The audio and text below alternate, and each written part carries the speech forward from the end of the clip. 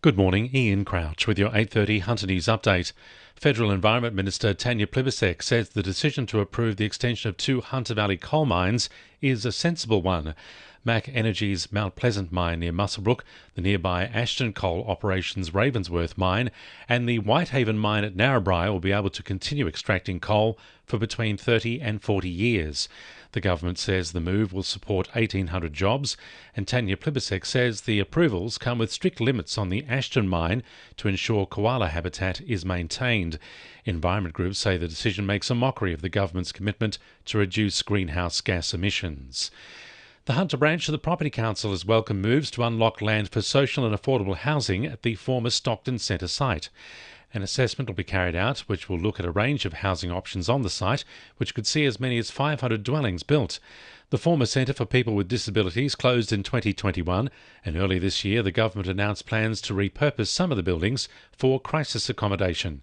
The Property Council says having a mix of social and affordable housing with crisis accommodation is a welcome move to address the housing crisis in Newcastle.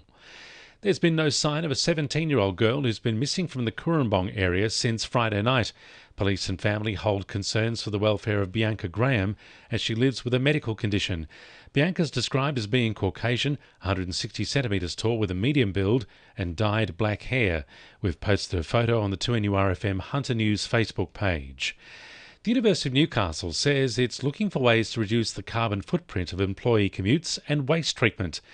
Entrepreneurs and creative minds are being invited to join the university's Net Zero Grand Challenge, with the best solutions set to share in $30,000 in funding.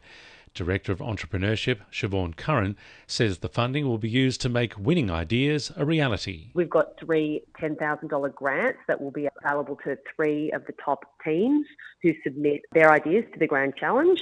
And that can then be used for building out a potential prototype that can be then tested either with the University of Newcastle as a partner or within industry.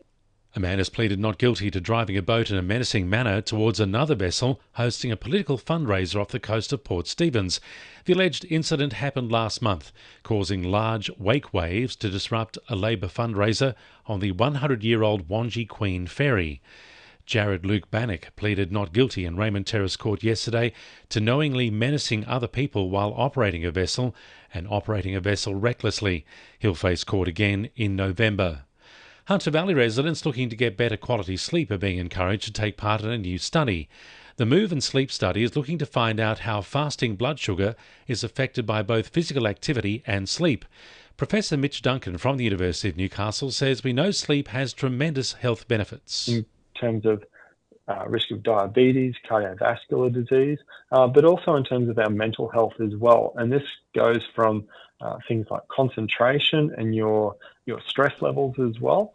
To know if you're eligible for the study, you can visit redcap.link/move and sleep.